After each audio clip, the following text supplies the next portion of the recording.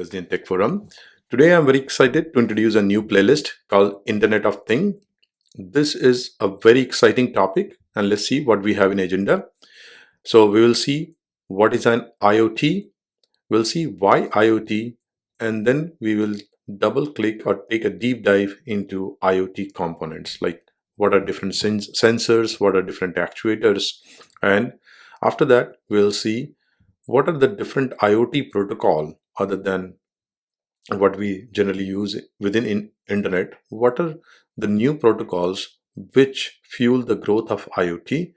And then finally, we'll see how to scale the IoT using IoT at cloud computing.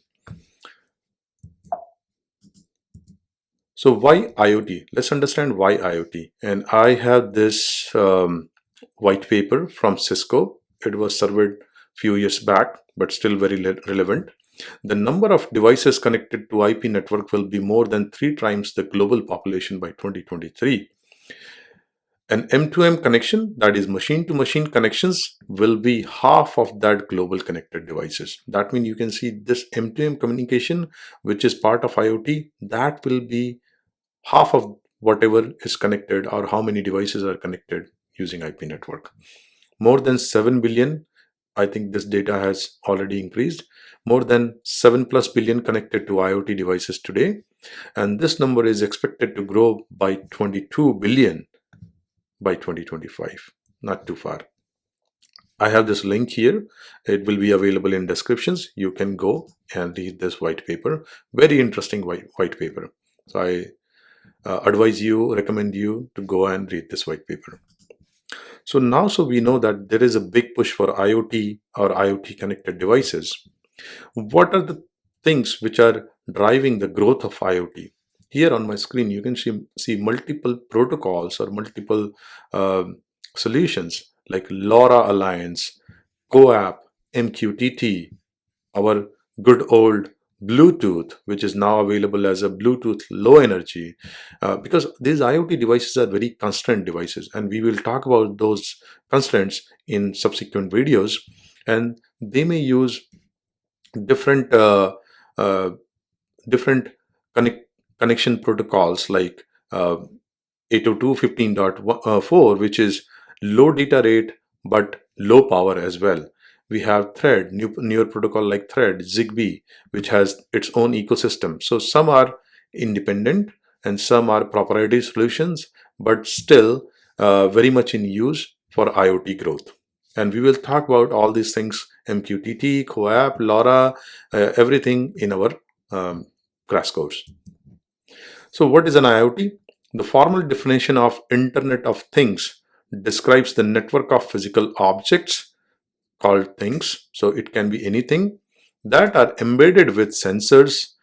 So it has embedded sensors, software, small software footprint, and other technologies, maybe a communication technology like Zigbee, Bluetooth, LoRa, other technologies for the purpose of connecting and exchanging data with other devices and system over internet. So mind it, this is not a confined ecosystem on a factory floor or within your smart home.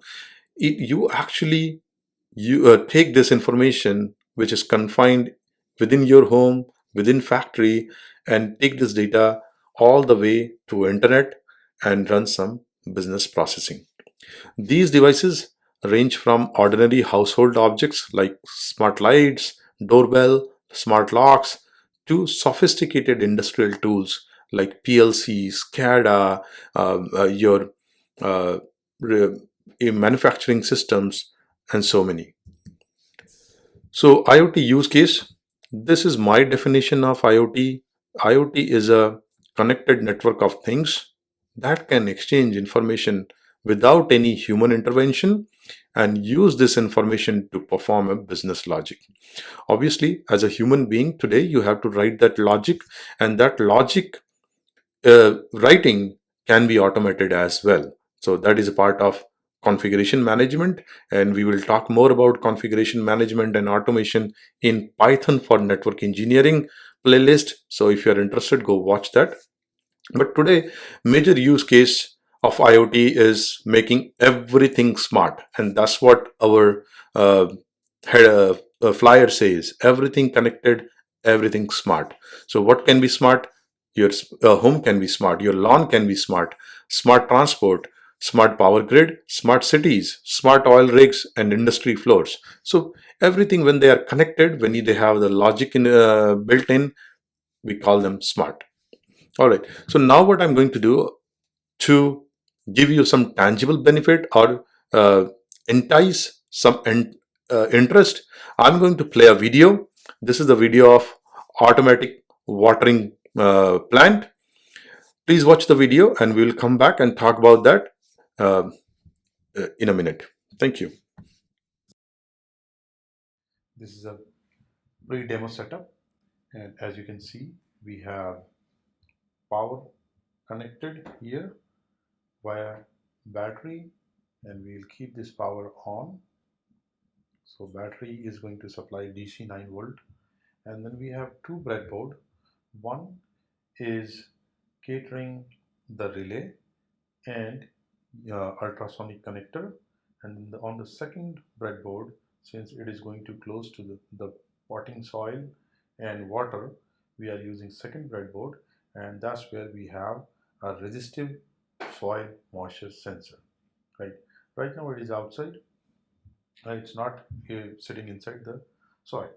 All right, so and this is our relay, and as you can see, when the power is on, our pump is not working. Pump is off, right?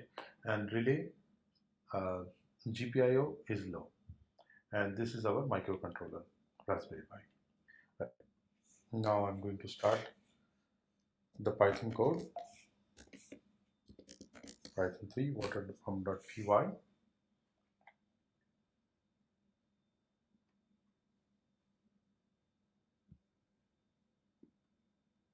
Okay, so ultrasonic is detecting soil dry.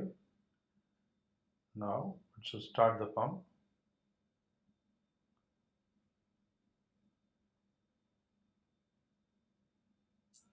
Yes, as you can see, pump started, water detected. Now let me move it a little bit to other place so that we can have another soil dry event. That means water soil is not moisture, and it should start the water pump again in next iteration. Yes, here you go. For reservoir, we are using this ultrasonic sensor, and now I'm going to just move the reservoir here close to ultrasonic sensor so that we don't mess with any connections. And what I'm going to do, I'm going to, you can see, water pump is, let me bring it close here, and this is how we are going to measure distance for reservoir. And as the distance go high, that means water goes low, it should send a IFTT uh, notification to the app. So once again, this is our motor powered by a 9 volt battery. Power is again connected to a relay, and relay control board circuitry is connected to microcontroller, and then we have soil moisture sensor. This is working as a client. It, it is actually publishing, if you look at the code, it is actually publishing the moisture data to the AWS Cloud Broker, and broker in turn consult with Weather API, and then it uh, decide whether to start or stop the pump. So thank you very much.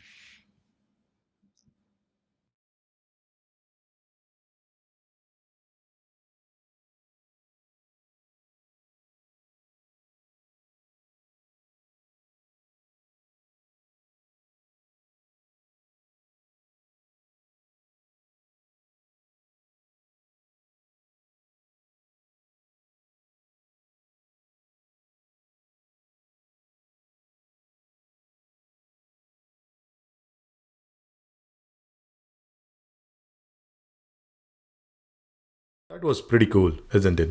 This was a automatic watering system. That means we are measuring moisture using a sensor, sending that moisture value back to cloud. Within cloud, we do a cross measurement with a weather app. And if we see that there is not going to be any rain or something, then we will start the pump and stop the pump after a predetermined time.